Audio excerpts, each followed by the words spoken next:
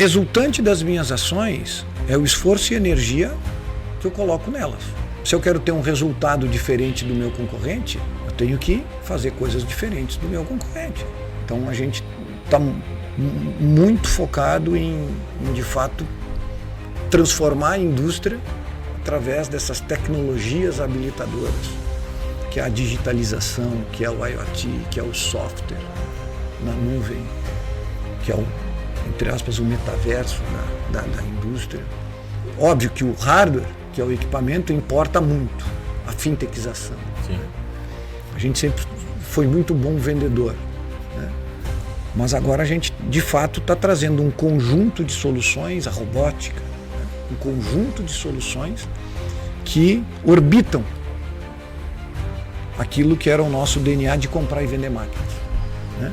A automotivação para que as pessoas sejam fazedoras e errem é muito, mas é incomparavelmente maior e de mais resultados do que quem foi para Harvard estudar. Que é o meu caso, que depois de 25 anos voltei para estudar e aí eu digo, bom, se é para fazer algo, eu vou fazer algo agora para fazer jus ao que eu construí, ter um outro diploma com uma estampa um pouco melhor.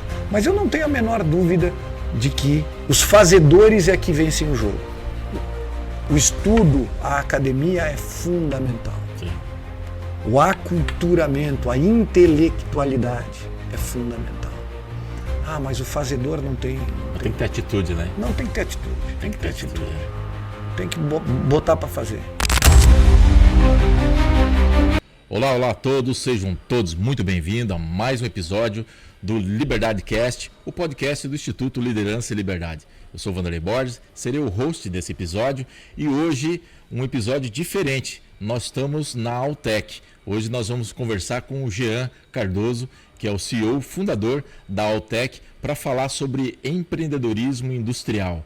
Muito importante na nossa vida, historicamente inclusive, mas pouco explorado para as novas gestões, as novas lideranças. E é por isso que nós vamos ter uma conversa com o Jean sobre esse tema tão importante. Mas antes, para você que está nos assistindo, siga as nossas redes sociais, estamos no LinkedIn, estamos no YouTube, inclusive com esse podcast, e também no Instagram. Nosso site também está à disposição para maiores informações. E para você que quer ser um líder melhor, quer fazer parte de uma jornada de liderança diferente, ser uma referência, venha fazer parte conosco. Nós abrimos os processos seletivos sempre em abril e setembro, momento onde nós temos também os nossos eventos abertos. Em abril é um evento aberto e em setembro nós temos os fóruns.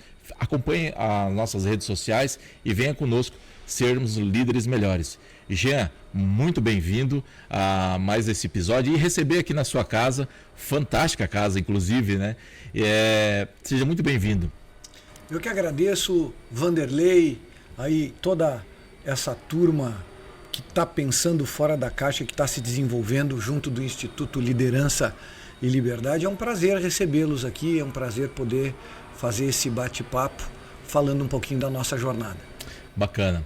O tema de empreendedorismo industrial acaba não sendo muito explorado atualmente, né? A pessoa acaba empreendedorismo de uma maneira geral e acaba querendo muita gente descolando da indústria analógica, né? E nós temos aqui, estamos vivendo aqui dentro, vendo que isso é muito possível fazer um empreendedorismo industrial com uma sinergia da indústria analógica com a digital. Mas antes de a gente explorar esse tema, como que começou a história da Altec, ou como que você iniciou como empreendedor industrial lá no comecinho? Como é que foi essa jornada? Bom, a minha jornada ela começa nos idos de 2001. Eu era representante comercial, sempre com um DNA vendedor, e um acaso do momento fez com que eu migrasse daquilo que era um trabalho estável, um trabalho com um rendimento mais ou menos certo, para uma aventura, para dar vazão a uma aventura que hoje me traz até aqui, inclusive nesse bate-papo, né? E eu costumo dizer que existe um livro chamado Trust in Your Gut, né? Ou seja, né? Acredite nos seus insights. E lá eu tive este insight, este frio na barriga de poder fazer uma mudança ao qual eu estava estabilizado, eu estava numa empresa que me remunerava bem, mas que agiu de forma muito errada para com o meu mercado e eu não negociei com os meus princípios. Legal. Né? Então eu optei por sair, eu optei por pedir esse desligamento e ali, com muito frio na barriga e acreditando daí nos meus instintos, foi que eu coloquei a nossa primeira importadora, chamada Altec Tools, e a partir dali a gente desenvolveu todo esse nosso processo de produtos e serviços e chegamos até aqui. Bacana. Você comentou uma coisa que é muito importante, muito caro para nós do Instituto e às vezes a gente vê que não está muito bem explorado, né? O respeitar os nossos valores, né? Todo mundo tem a sua essência e seus valores, né? Uns acreditam em alguma coisa, outros em outras. O respeito nos valores, isso acaba nos trazendo um certo conforto e uma segurança para nós estarmos na nossa essência, né? Será que foi isso? O que você acha sobre isso? Sobre essa essência?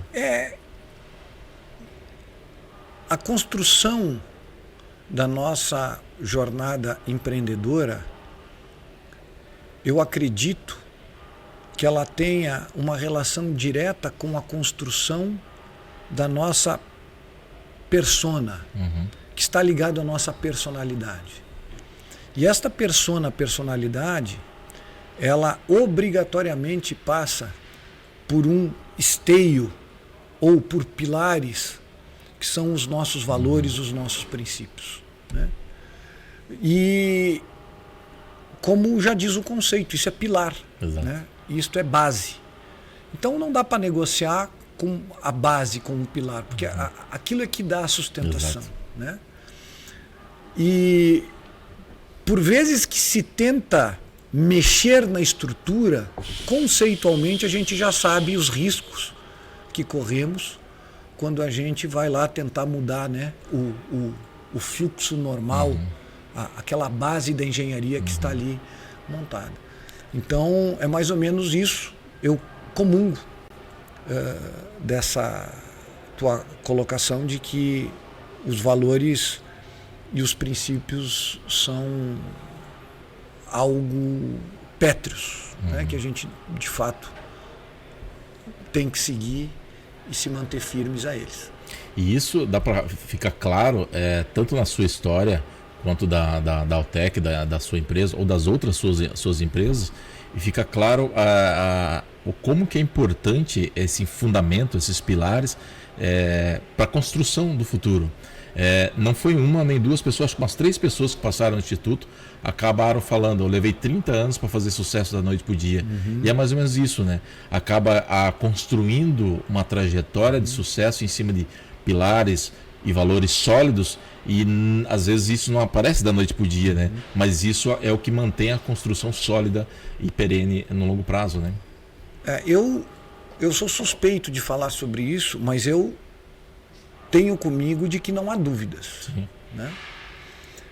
A gente pode falhar, nós podemos errar, nós podemos ir à margem por circunstâncias dentro da nossa vida empreendedora ou da nossa vida intraempreendedora, né? É aquele o diabinho no lado direito e o diabinho no lado esquerdo, né? O de azul e o vermelho aqui, né? E por isso do nosso livre-arbítrio. E por isso que é tão difícil, né? É por isso que de fato se leva 30 anos para construir algo da noite para o dia, né? Ou 40 ou 50 anos, né? Porque é nos detalhes que mora o perigo. E quando a gente não está atento a todas essas possibilidades aos quais vêm travestidas de facilidades, a gente embarca. E aí é muito fácil sair do rumo. É muito fácil nós nos perdermos, porque sempre os atalhos nos parecem mais fáceis, né? Mas na verdade não o são. É como construir uma casa, um fundamento de areia, né? Uma hora cai, né? Uma hora cai. Uma hora cai, né? Uma hora cai. E uma coisa que é bacana hoje em dia, a gente está falando de indústria 4.0, em alta tecnologia, startups, é uma coisa que nós estamos escutando isso já há um bom tempo, mas está muito na moda, né? E como que foi para você iniciar na indústria lá no começo? Também tinha as suas tecnologias? Foi desafiador esse início? Como é que foi essa sua experiência no início? Porque você trabalhava, tinha experiência sólida, como é que foi esse início sozinho?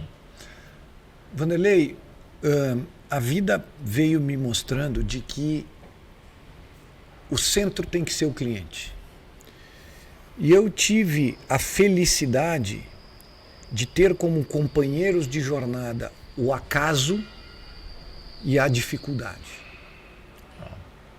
O acaso a gente pode traduzir aqui como o fator sorte, de estar num local ou de conversar com alguém de forma despretensiosa e esse alguém se transformar num grande parceiro ou num grande mentor, ou de estar num local que a conveniência traga ali grandes relacionamentos. Mas o sucesso, para começar a responder a tua provocação, ele se dá, a fagulha inicial se dá quando a gente se centra no cliente.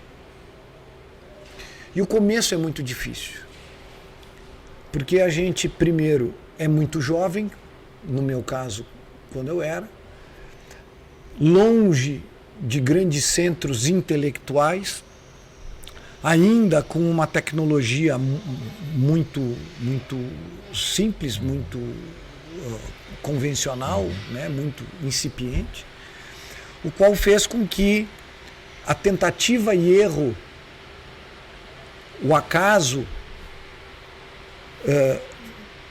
me ajudasse a construir a forma como a gente chegou até aqui, que é entender de dor e problema. A hora que a gente começa a entender de dor e problema, a gente começa a achar os caminhos. E a indústria, especialmente a indústria de outrora, ela sempre foi uma indústria analógica. Uhum. Ela sempre foi uma indústria convencional. Ela sempre foi uma indústria com um olhar para o meio de produção de uma forma muito estanque, onde nós temos um colaborador, um meio de produção, ali saiu uma peça e já era, né?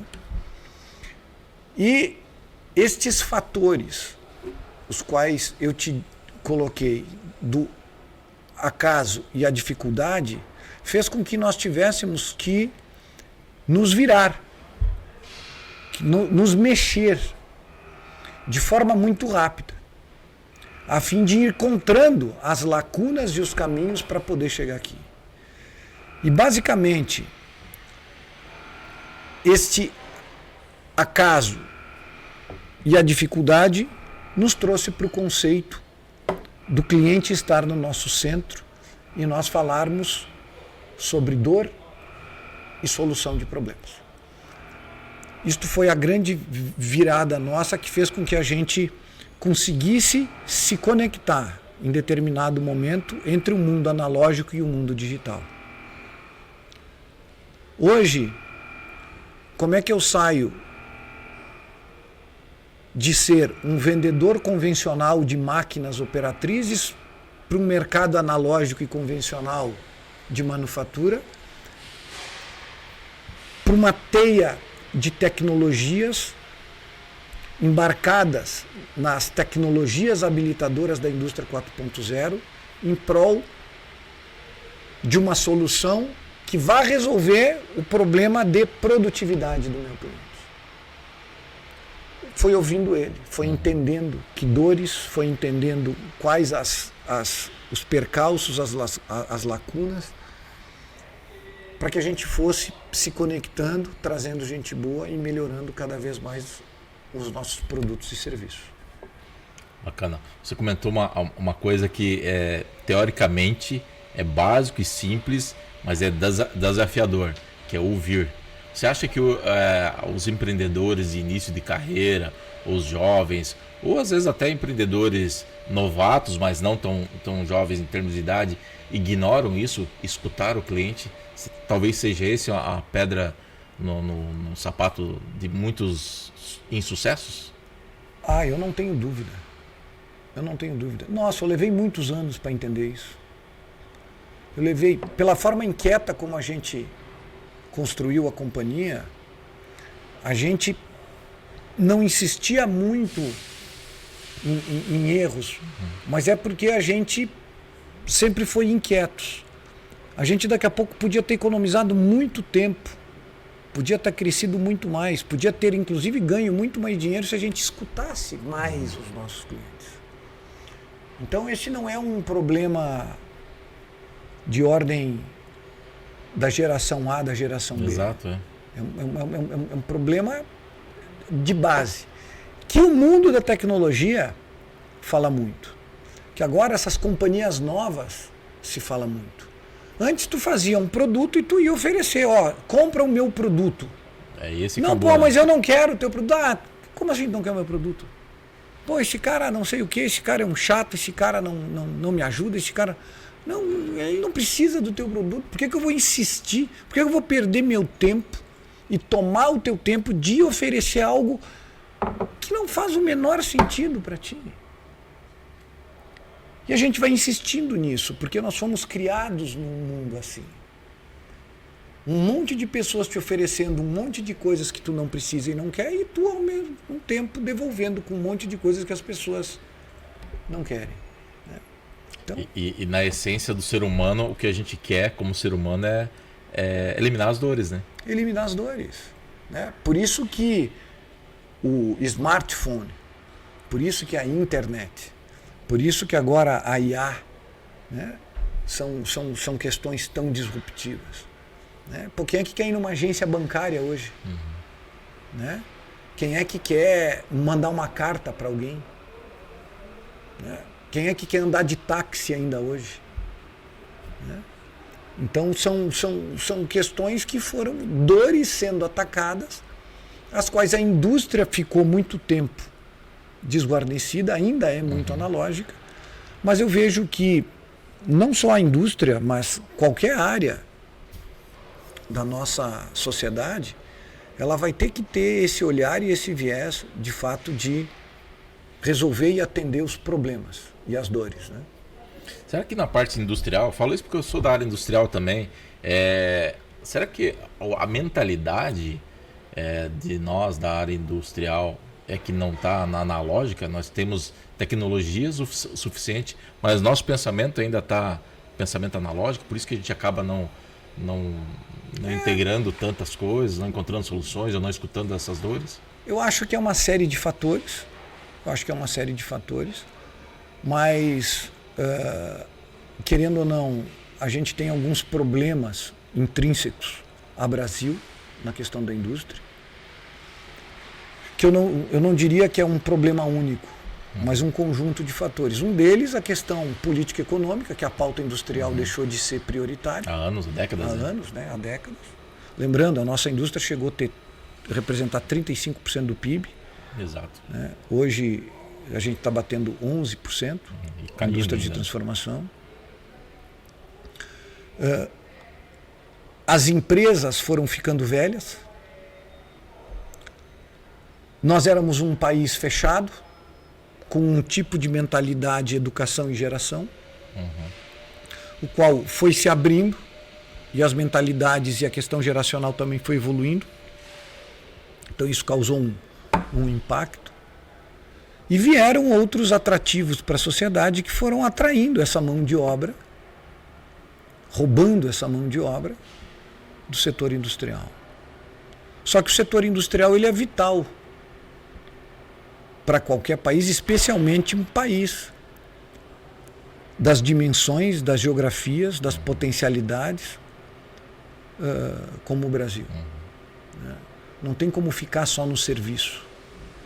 E muito menos só nas commodities. Né? Não tem como ficar só nas commodities. Ou só nesse serviço mesmo, né? Que é uma tendência já em países muito mais desenvolvidos. O país mais desenvolvido, ele já desenvolveu tudo. As pessoas já têm muita geladeira, as pessoas já têm muito automóvel, as pessoas já têm muito ar-condicionado, as pessoas já têm muitos talheres, muitos copos, muitas taças, muitos abajures, já tem muito. Né? Aqui no Brasil não, a gente tem tudo por fazer. Então, a hora que a gente servicifica, nós deixamos de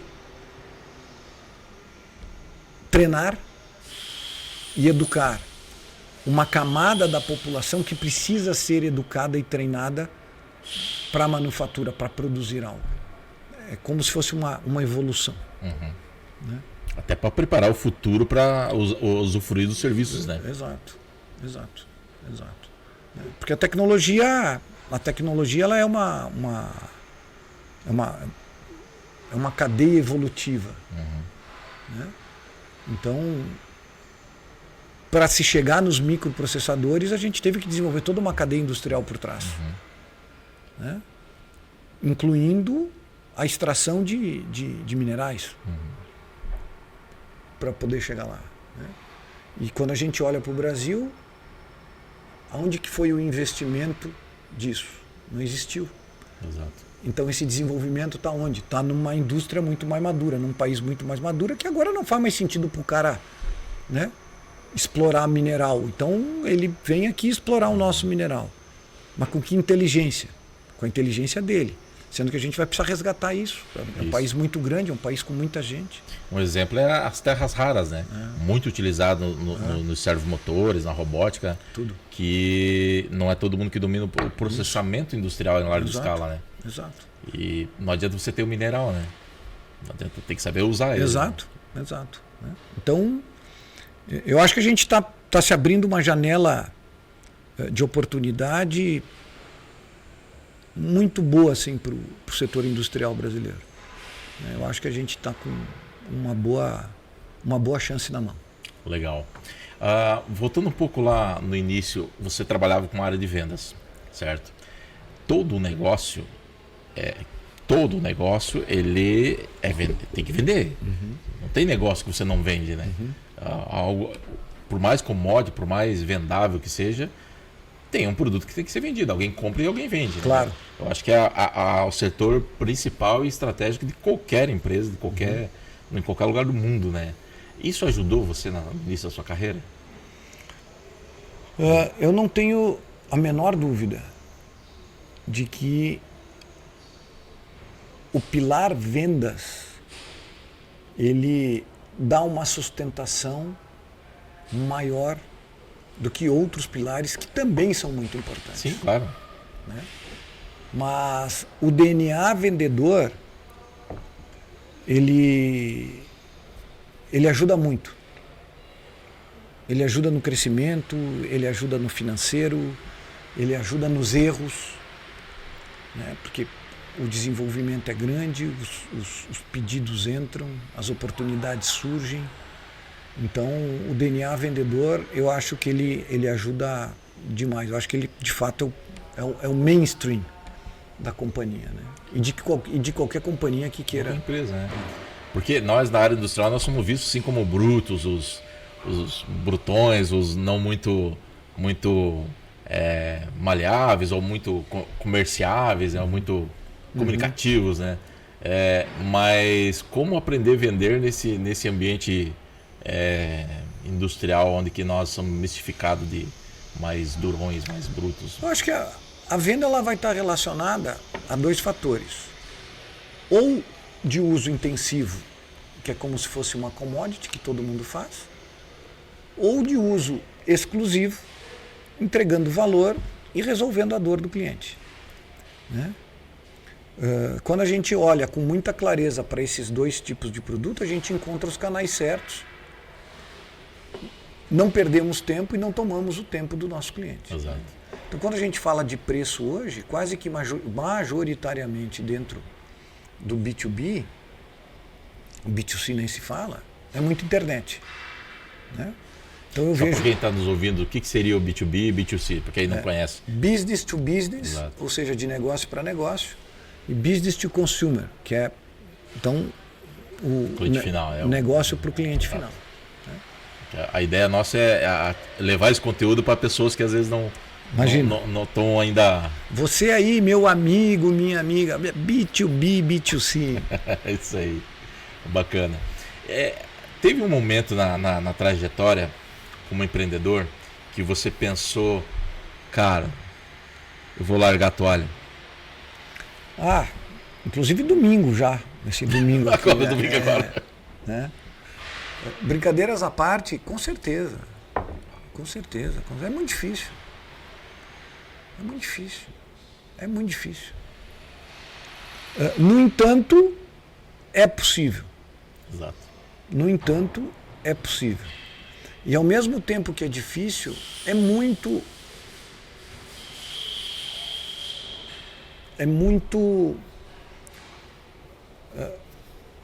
A recompensa é muito legal. Né? Saber de que,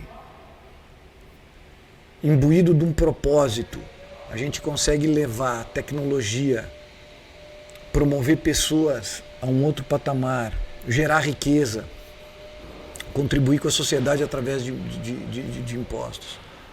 É muito reconfortante. É de fato muito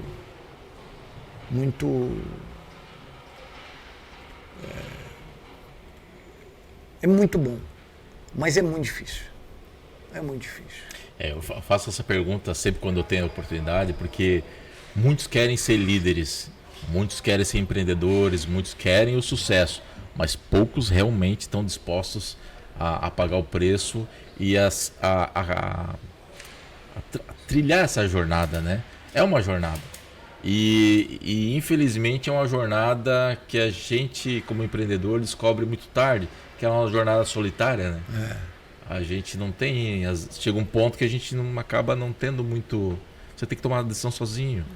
E como que foi esse acordar para essa solidão da liderança? Porque uma hora chega, e quando chega, às vezes a gente fica frustrado. Né? Eu, pelo menos, fiquei. A gente tem que administrar, especialmente as nossas emoções, saber de que empreender é abrir mão, saber que empreender é saber dizer não, saber que empreender é ter conversas difíceis todos os dias, saber que empreender é dividir para multiplicar e não concentrar para multiplicar.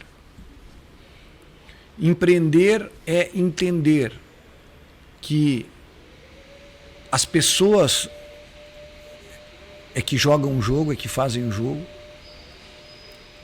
Se nós não tivermos a resiliência de acordar todos os dias motivados em prol de um objetivo, que este objetivo seja a bandeira de cada um dentro da companhia, fica muito difícil. Então são todos esses entraves, barreiras e dificuldades que fazem a vida do empreendedor muito difícil. Fora as contas para pagar, fora os impostos, né? Fora as injustiças. Né? Termos um sócio que não bate cartão, né? Temos um sócio que não bate cartão, mas é aqui em qualquer lugar do mundo. Exatamente. Nós temos que prosperar apesar disso. Né? Uma coisa que eu costumo praticar muito como empreendedor é me preocupar com aquilo que está na minha mão. Exato. Estoico. Né? Aquilo que não está... Que eu não tenho controle sobre aquilo, de fato, não faz sentido nenhum. Por óbvio que a gente tem que estar de olho, né? Tem que estar antenado, tem que estar ligado. Mas se é o Jair Messias Bolsonaro, ou Luiz Inácio Lula da Silva, ou Paulo Maluf, ou o garotinho, né? A questão é nós...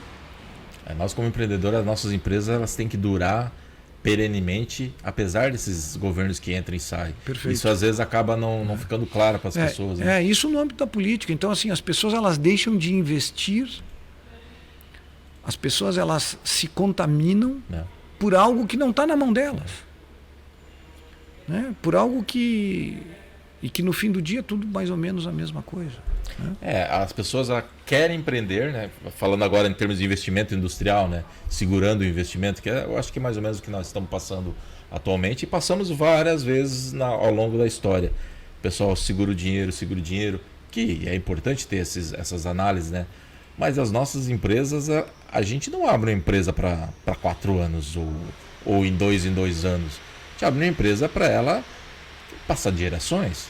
E nesse processo vai passar vários governos, vários programas, enfim. E é isso que eu acho que tem que ficar claro, né? Para as pessoas que... E Vanderlei, tu está certíssimo no que tu estás colocando. A coisa tem que ser atemporal. Exatamente. Né? E quando a gente foca naquilo que a gente não tem o poder de mudar, a gente está deixando de focar naquilo que a gente tem o poder de mudar, e aí eu volto lá para o começo do nosso bate-papo, que é olhar para a dor do cliente. Exato. Então eu estou preocupado com o presidente da República, eu estou preocupado com o dólar, eu estou preocupado com os Estados Unidos, e não estou vendo se o meu cliente precisa de uma caneca para tomar chá quente ou chá frio. Então a gente também perde muito tempo com devaneios, com bobagens, com problemas que não são de fato problemas. E aí o nosso tempo vai passando. Né? Aí o nosso tempo vai passando. E se perde às vezes a oportunidade de alavancar no mercado que ele está. Né? Lembra do acaso? Exatamente. Né?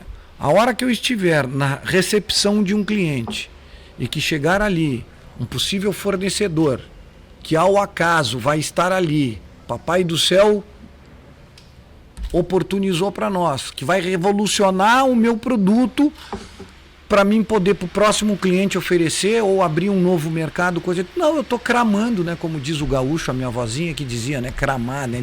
De reclamar, né? Eu estou cramando que o fulano, que o Beltrano, que não ganhou, que ganhou, que o dólar vai subir, ou que vai baixar, ou que isso e aquilo.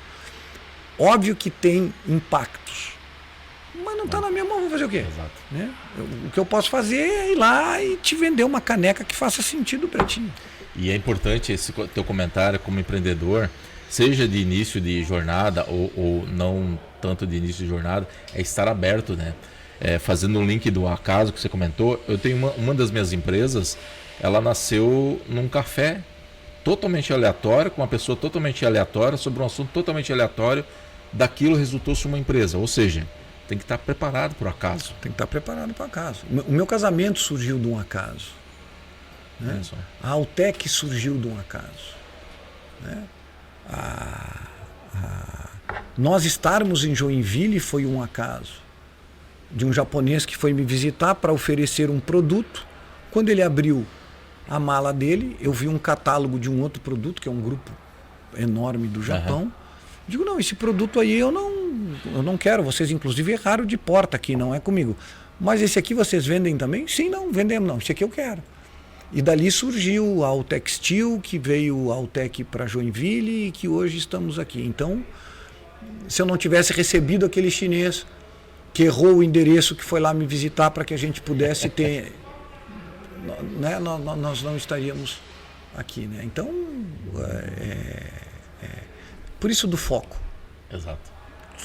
Foco, meu amigo. Foca. Foca. Tira as distrações e foca.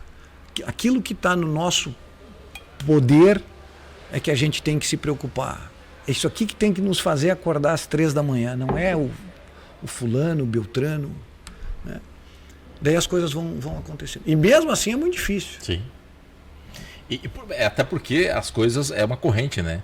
Se um segura, outro segura e todo mundo para, a máquina para. Isso. E não tem condição. Mas beleza, mas a máquina parou, tu vai fazer o quê? Pois é. A máquina parou, tu vai fazer o quê? Se a engrenagem ela tá justinha, que tu tá focado ali, tu tá percebendo que a máquina tá parando, tu vai fazer o quê? Tu vai chamar a tua turma, tu vai dizer, turma, Vanderlei, não vai mais dar. Josi, tu não vai, não dá mais. Rose, não vai dar mais Chatuba.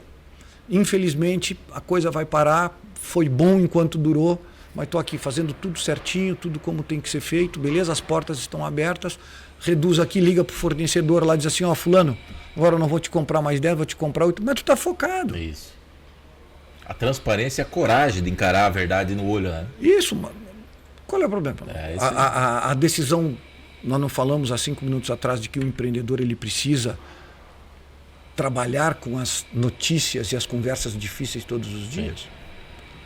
Então não tem problema. Agora, o problema é tudo isso acontecer e por a gente estar preocupado com outras coisas, não ver o que está acontecendo. Exatamente. Alguém vê. Alguém vê. Sempre alguém vai ver. Alguém vai ver. E às vezes é o concorrente. Exatamente. Sempre alguém está antenado. E esse é o movimento industrial e o empreendedorismo industrial. Porque como é uma indústria que ela não vira uma chave tão rapidamente, a gente tem que estar preparado para essas mudanças tênues que acontecem. Enquanto que o pessoal está uns dormindo, uns desfocados em algumas coisas, a gente tem que estar preparado. Né? Não tenha dúvida. A resultante das minhas ações é o esforço e energia que eu coloco nelas. Não é? Uhum. Se eu quero ter um resultado diferente do meu concorrente, eu tenho que fazer coisas diferentes do meu concorrente. Né? Se o meu concorrente trabalha 8 horas por dia, eu até posso trabalhar 4, mas vou ter que entender que milagre eu vou fazer para poder suplantar a qualidade dos produtos e serviços que ele tem. Já dizia Friedman, não existe almoço grátis, né? Não existe almoço grátis, né? Thomas Friedman, né? É isso aí. E que momento que você percebeu essa oportunidade de ligar o mundo da indústria digital com a indústria analógica? Esse foi uma virada de chave bem interessante. Conta um pouco essa história. Quando eu fiz a leitura de que o meu negócio ia deixar de existir. Lá em 2017, 2018, eu tenho muito claro comigo de que os negócios, e aqui é uma máxima que me acompanha há muito tempo, o negócio não é entrar num negócio. Ou você aí mais malandro, o negócio não é entrar numa relação extraconjugal. O negócio é saber sair. Entrar todo mundo entra. O negócio é saber sair. E desde muito cedo eu pude fazer a leitura de que são ciclos que se abrem e ciclos que se fecham. Mas como é que a gente percebe isso? Porque a gente está focado, está imerso. Não está num devaneio astral. E lá em 2017 e 2018, antes da pandemia um pouco, eu fiz a leitura de que comprar e vender máquinas vai ser algo absolutamente trivial como comprar e vender escovas de dente. Com o advento da internet, as margens vão ser achatadas, o intermediário vai sumir do meio do caminho, e o que vai sobrar? O que não tem nada de errado ou certo. Tem o meu ponto de vista. Então eu fiz essa leitura lá. Bom, o que a gente vai fazer?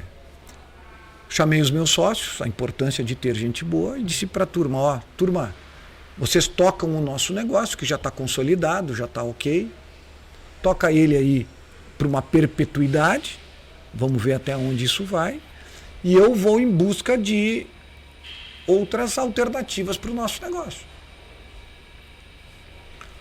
E aí foi quando eu fui estudar sobre startups, sobre tecnologia, sobre investimento, sobre seed, sobre venture builder, venture capital e tudo mais. E aí a gente começou, a companhia rodando, aí a gente começou a investir em algumas iniciativas de grande impacto social, fazendo jus ao que nós falamos de dor, de resolver problemas. As quais nos trouxeram um conhecimento, nos trouxeram um aprimoramento enorme, que fez com que a gente desenvolvesse uma trilha, que é a trilha da ACAT, a trilha que ensinam as startups ali. Nós adaptamos essa trilha aqui junto da Softville, dentro desse ambiente, que daí o ambiente ajuda muito também. E fizemos com que toda a nossa turma de meio de caminho aqui da companhia passasse pela trilha de tecnologia, de como que é gerir uma startup e uma empresa de tecnologia. E eu acho que o retrato dessa incursão tu consegue ver aqui num ambiente que é para ser industrial, mas que de industrial só tem as máquinas no chão, né? Então a gente está muito focado em de fato transformar a indústria através dessas tecnologias habilitadoras, que é a digitalização, que é o IoT, que é o software na nuvem, que é o, entre aspas, o metaverso da indústria. Óbvio que o hardware, que é o equipamento, importa muito, a fintechização. Sim. Né? A gente sempre foi muito bom vendedor, né?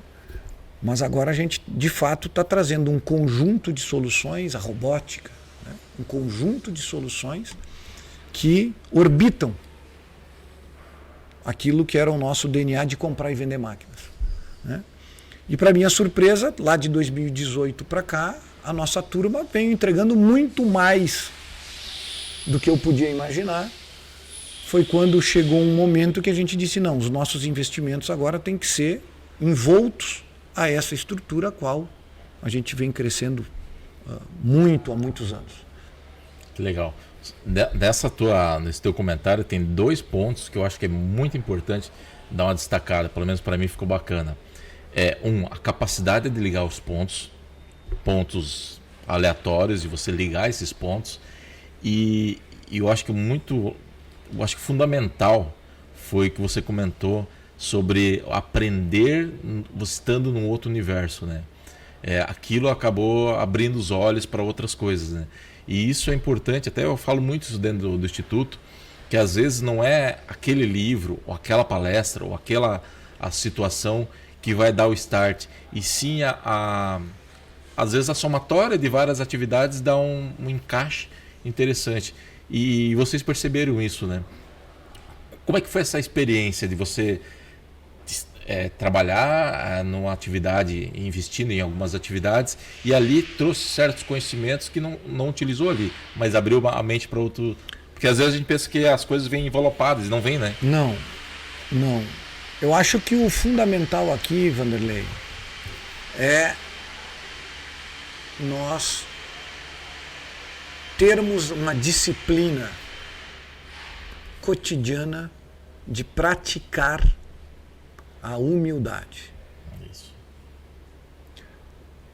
Quando a gente pratica a humildade, a gente entende que a gente é só um fator, ou uma peça, ou um ator na fotografia do filme. O filme é feito de pequenos frames, que são as fotografias. E quando a gente tem a humildade de entender que esse filme é muito maior do que a gente tem só coisa para aprender. Então, a gente se abre. E quando a gente se abre, focado no essencial, naquilo que a gente tem o poder de mudar e alterar, as conexões começam a acontecer. Por isso da importância, e eu reforço aqui, de refletirmos sobre o que de fato é problema. Nós temos que mudar a ótica, de se preocupar com coisas que realmente nós devamos nos preocupar. Porque senão a gente devaneia. Sim. O devaneio nos tira do foco. E se a gente é um pouquinho orgulhoso ainda, a humildade não entra aqui. Então, se eu sou orgulhoso e fora de foco, eu vou me conectar com o quê? Eu vou me abrir para quê? Eu vou me abrir para quê? Com quem? Não vou.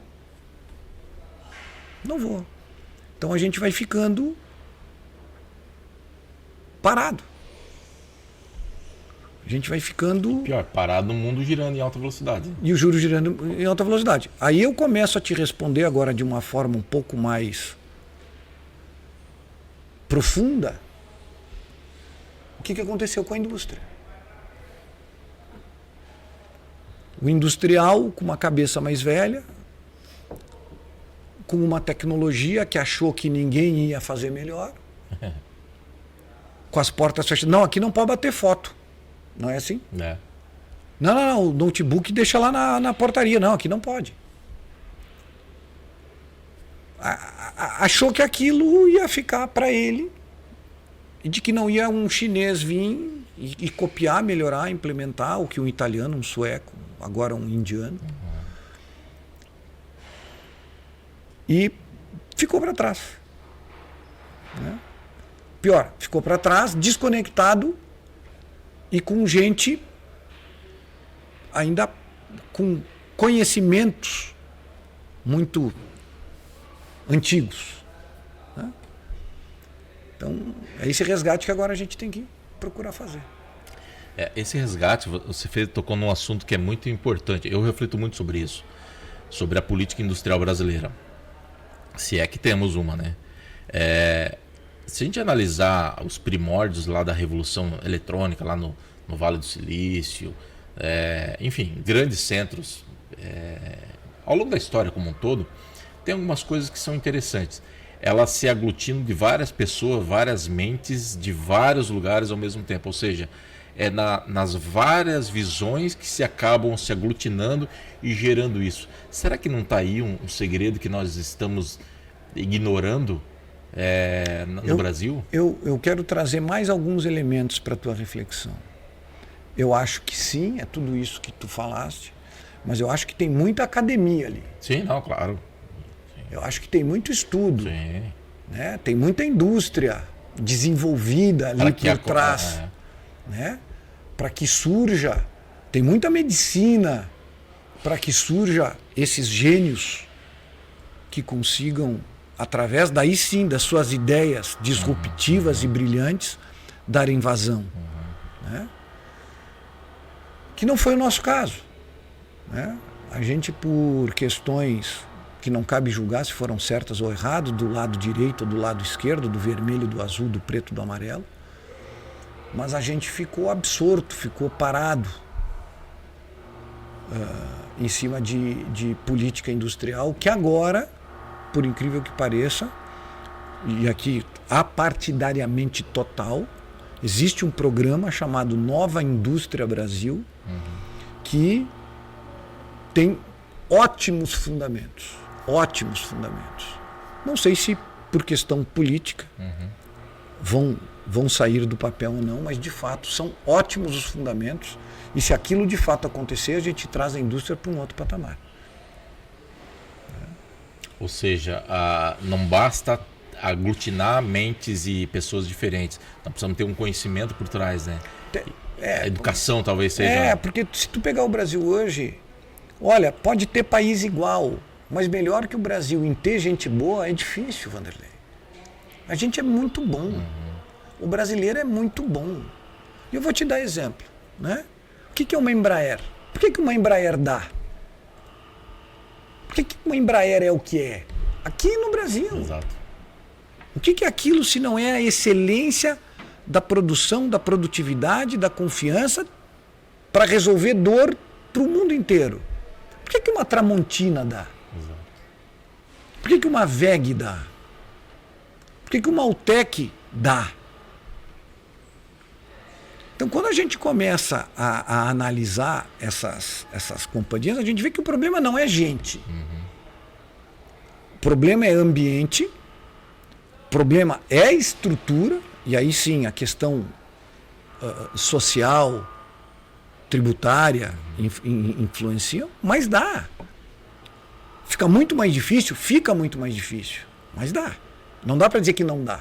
Concorda comigo? Sim. Então, assim, só ter pessoas exclusivamente, eu penso que a gente já teria um capital humano intelectual muito legal. Mas daí tu precisa ter o ambiente. E esse ambiente está ligado, querendo ou não, à academia. Né? Se nós pegarmos hoje Santa Catarina, aqui onde nós estamos, aqui em Joinville, né? Pô, a gente está no Parque Perini, que é o maior condomínio industrial da América Latina, onde a gente tem aqui uma tríade de academia com as principais engenharias do Estado, que é a Universidade Federal. Nós temos aqui um parque tecnológico como poucos. Exatamente. Que está se insistindo, e eu do mundo analógico estou lá fomentando, ajudando, contribuindo. E nós temos isso tudo no meio da indústria analógica, que usa deste ambiente para se desenvolver. E nós somos o caso prático de que, se não estivéssemos num ambiente desses, possivelmente nós não teríamos todos os desenvolvimentos e desafios a serem desenvolvidos mesmo, né? Por conta do ambiente. Ou seja, o ambiente é primordial. É primordial. O ambiente é primordial. Quem foi para o Vale do Silício sabe, né? Quem foi para Xangai, quem foi para Shenzhen, sabe, né? É difícil desenvolver algo no Congo. É difícil desenvolver algo no Butão, sem qualquer prejuízo. Sim, claro. A esses países e locais que tem lá coisas maravilhosas também. A questão muito, talvez, a disponibilidade de estar ao acaso no meio desses ambientes acaba propiciando ligar esses pontos. Talvez, será que não seja isso? Você acaba criando ideias. Né? São questões, aí de novo, né? São questões históricas, são questões políticas, são questões geográficas. Então, que de fato fazem com que as coisas andem mais rápido ou mais devagar, né? Agora, se disser assim, lá para o empresário do Congo, né, ou para o empresário do Butão, eu vou ficar brabo com o fulano ou com o Beltrano? Não, eu tenho que ver lá o que eu tenho a milharal para poder trabalhar. Pô, o que eu faço para poder resolver o problema de alguém que precisa consumir milho? Exatamente, você tocou num assunto que eu acho que é primordial. Atitude pesa no empreendedor, seja industrial ou não? Vou te contar uma coisa. Eu me formei em 1999, em 20 de janeiro de 2000, mas me formei em 99, a minha formatura foi em 2000.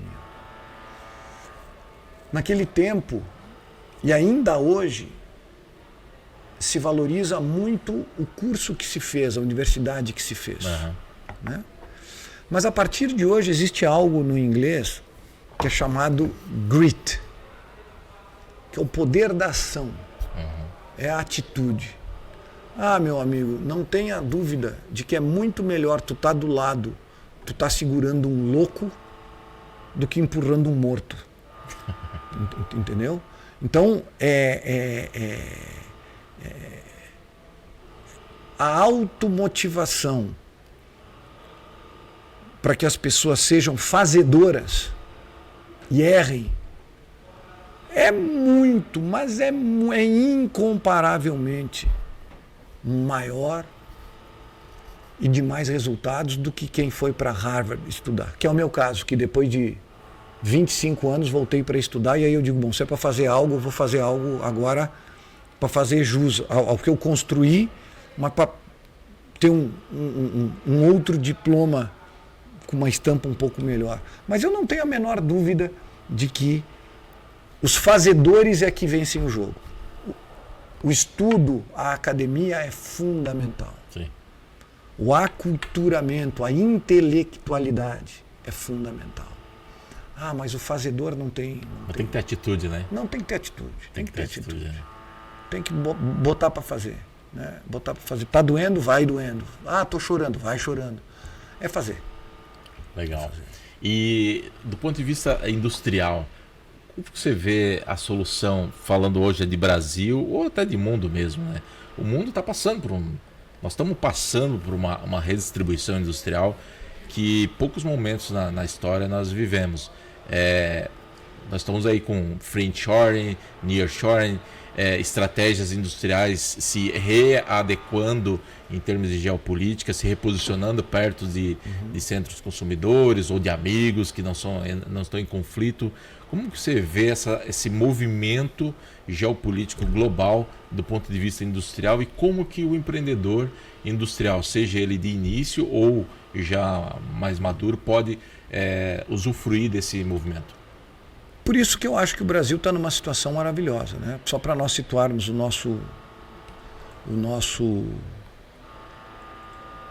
nossa audiência, que ou nos escuta ou nos vê.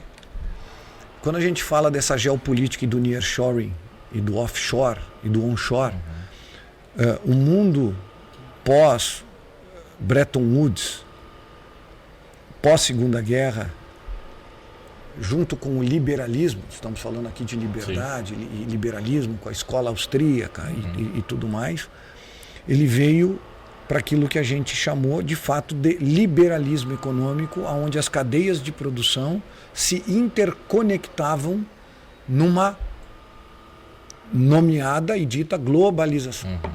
Né? Portanto, offshore. Né? Eu saio daqui e vou produzir algo que é mais conveniente lá fora.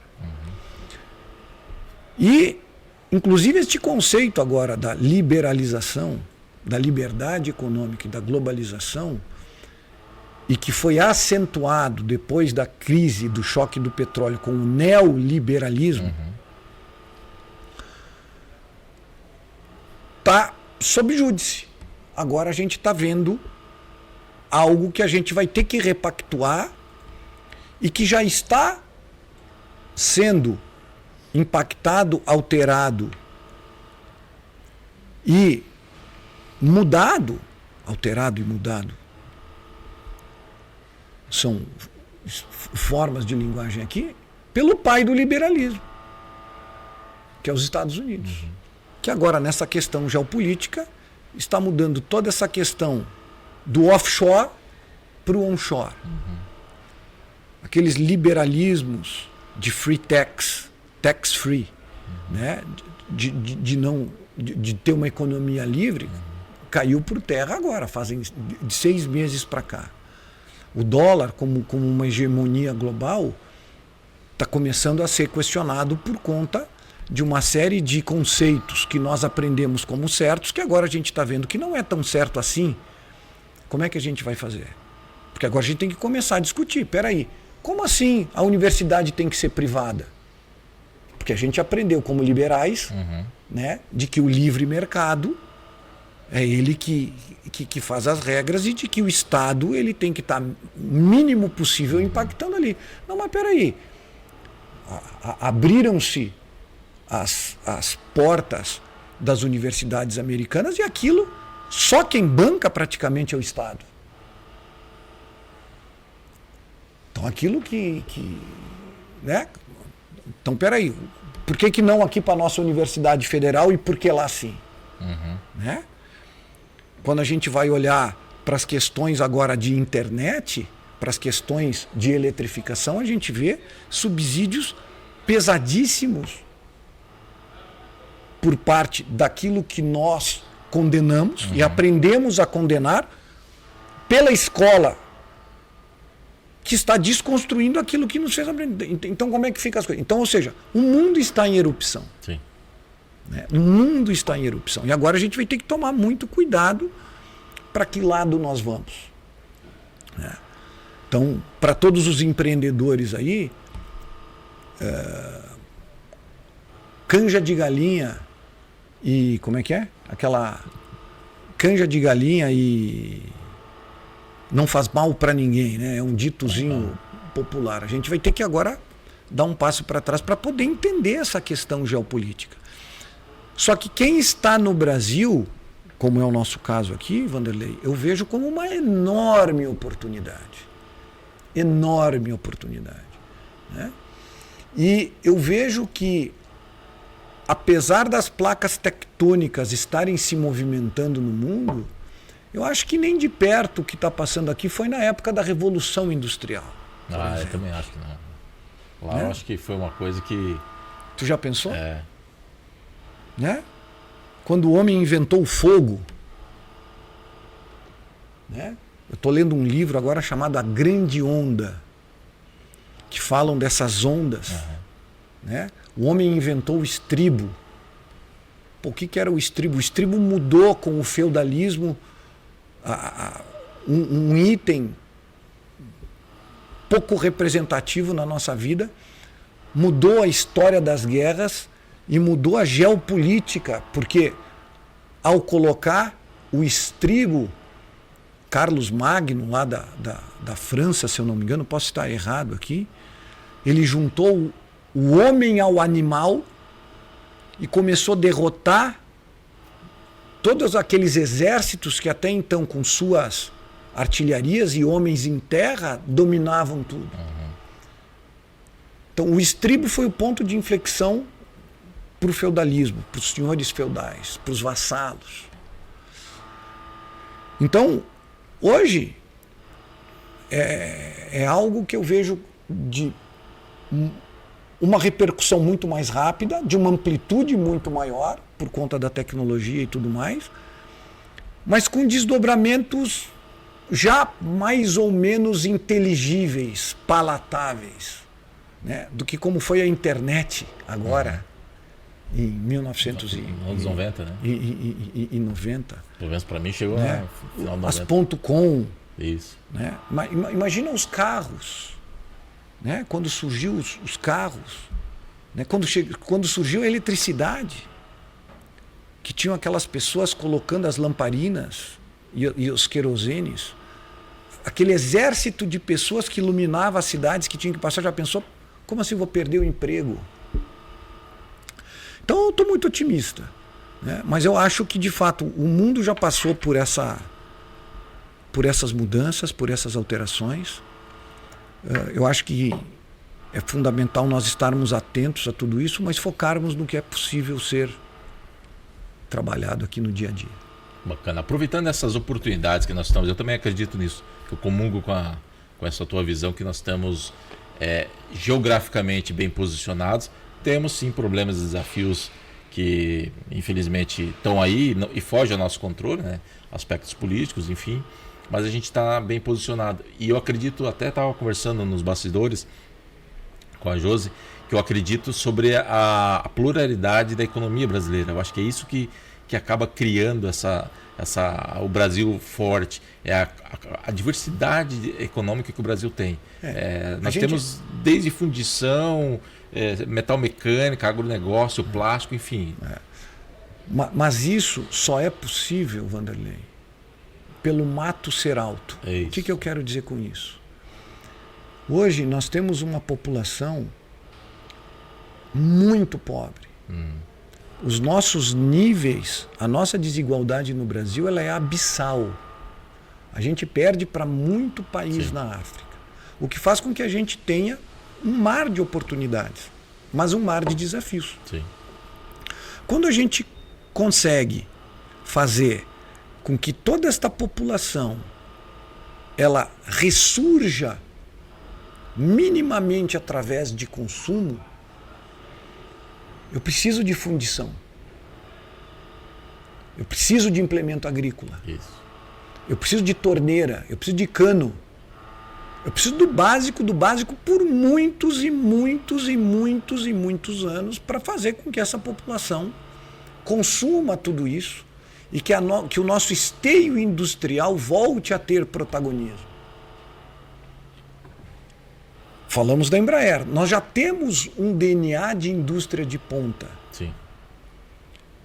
A hora que a gente conseguir desenvolver e destravar este DNA que outrora nós já tivemos na década de 60, 70, da indústria de base também, vai ser um pulo para nós alicerçarmos mais ainda a nossa indústria de ponta. Agora, não quer dizer que a indústria de base não tenha que estar tecnologicamente conectada com o que há de mais modernos, mais moderno em termos de padrões produtivos. Até para ganhar produtividade, né? Que esse é o papel da Altec. Tu percebe? Eu estaria muito mais preocupado nos Estados Unidos e na Europa do que no Brasil hoje.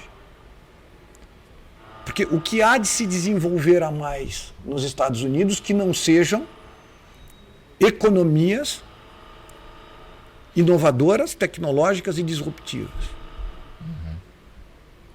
Ou a turma lá não tem liquidificador. Exatamente. Né? A turma lá não tem térmica. Garrafa térmica, né? Cuia de chimarrão. Né? Então aqui no Brasil a gente tem um mar de oportunidades para explorar e que esse aspecto geopolítico e que vai contra, diga-se de passagem, aos nossos conceitos. É uma regulação, Né? E que vai contra os nossos conceitos de liberalidade, de liberdade, de livre mercado, nos coloca numa situação diferente do resto do mundo. Louco, né? É o mundo nos ajudando a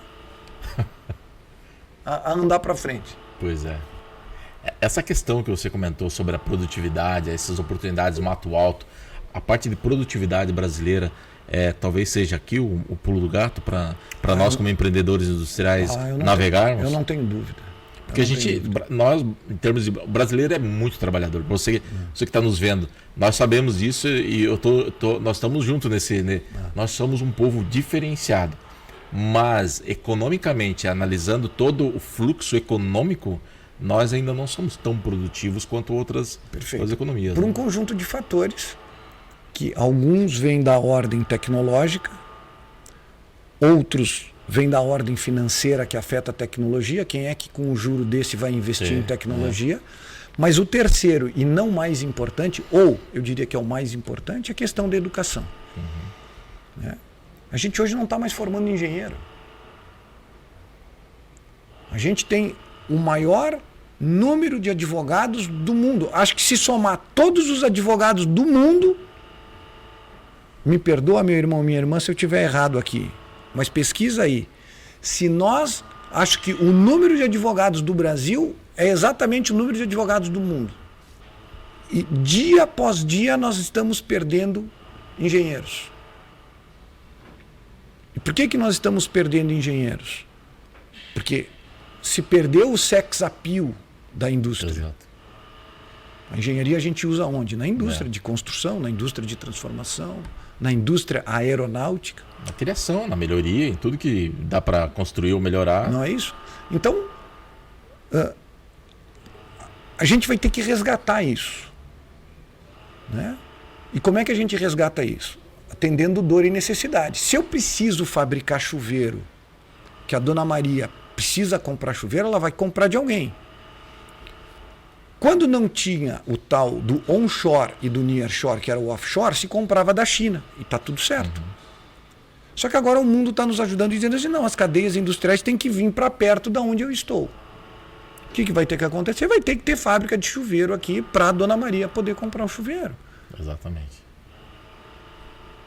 É disso que nós temos que estar preparados. E o que vai contra o livre mercado. Porque daí nós vamos ter que botar tarifa, segurar as nossas economias. Dorme com um barulho desse. Como é que faz? Porque daí o cara bota a tarifa lá, eu não boto aqui? Como é que fica? Vai começar uma guerra de tarifa, né? Nós já estamos numa guerra comercial já há um bom tempo, né? E aí essa guerra comercial faz com que todas as cadeias elas venham para dentro dos seus mercados. Como o mercado brasileiro é um mercado consumidor com uma base de possível consumo muito grande, é por isso, aonde a gente injetar grana nessa base, com inteligência, não com programa social, sim, exato. Né? Não com programa social que eu acho que deva ter, mas aos excessos, com programa social calibrado. Programa de produtividade mesmo. E colocando grana, fazendo com que essa parcela da população cresça, ascenda economicamente, isso aqui é para voar. É para voar. Bacana. Estamos indo para o final. Você falou uma palavra que eu queria usar ela como um trecho de fechamento. Como que nós podemos criar o sex appeal da indústria? Qual seria o sex appeal industrial? acho que é resolvendo dor. Né? Eu acho que o sex appeal industrial vai estar em nós ter um design melhorado, um produto mais afeito para as gerações que estão aí. Né? A geração nova toma chimarrão? Sim ou não? Pô, se sim, legal. O tipo de cuia que a geração nova quer é o tipo de cunha. Não, mas isso não pode mexer. Bom, se não pode mexer, tu vai vender 50 cuia. Agora, quem fizer uma cuia de cima para baixo, de baixo para cima, com uma boca do lado, uma torneira, sei lá, tu tá entendendo? Então, é o grit. É a atitude de estar fazendo, de estar inovando, de estar escutando, de estar investindo nas pessoas, né? Pô, quem é que a gente hoje aqui, graças a Deus, a gente tem muito pouca dificuldade de mão de obra aqui na Altec. Pô, mas eu tenho aqui um lounge. Sim, para você que está me escutando e me assistindo. Nós temos um lounge nas nossas unidades. Para quê? Se a pessoa estiver cansada, ela tem que descansar. Aqui, toda a nossa camada média é absolutamente trabalhado ser integral. Ou melhor, todos somos trabalhados como seres integrais. Não tem essa distinção do teu problema, tu deixa ali na porta e entra aqui para trabalhar. Eu nunca entendi isso, nunca consegui, pelo menos. Né? Não tem, é um ser integral. Exato. Né? Ah, não, a questão da diversidade, mimimi. Tem muito mimimi, mas a gente tem que respeitar. Sim. A gente tem que ter esse respeito profundo com a questão do gênero, com a questão da raça, com a questão do que quer que seja. Né? Respeito, profissionalismo e resultado. Ponto. Aí a gente vai atraindo gente boa. Só que para isso a gente tem que ter humildade de se conectar nos tempos que estão aí. Porque senão a gente fica, né, como dizia meu vozinho, né, aqueles velhos carrancudos, aonde a verdade é só nossa, e a gente não se abre para o mundo. Se não se abrir para o mundo hoje em dia, como é que vai fazer? É verdade. Jean, muito obrigado pelo esse bate-papo fantástico. Aprendi bastante e tenho certeza que para você que está nos assistindo também foi criado vários insights.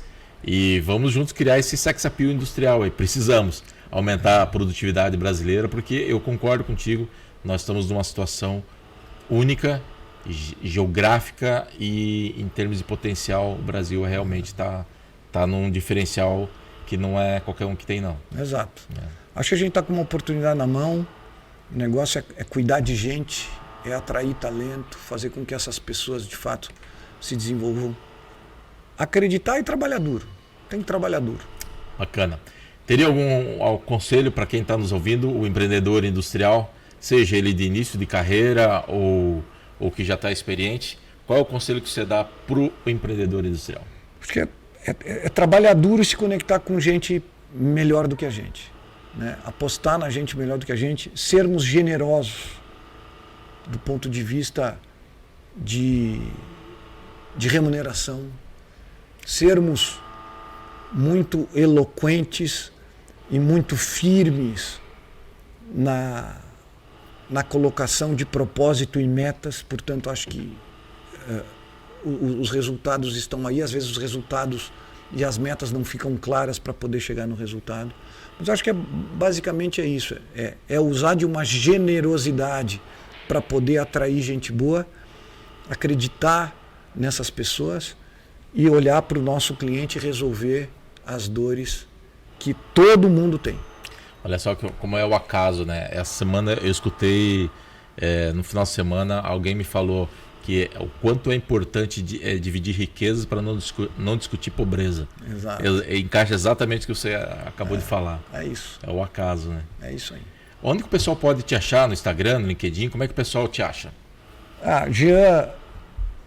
Jean_Cardoso no meu Instagram, www.grupoaltech.com.br, a nossa página da internet, no LinkedIn, Jean Cardoso. Legal. Jean, muito obrigado. Com certeza esse conteúdo aí vai reverberar e tocar no coração e na alma de muitas pessoas aí. Certo? Eu é que agradeço. Estamos juntos. Ok, obrigado aí. Até mais, tchau.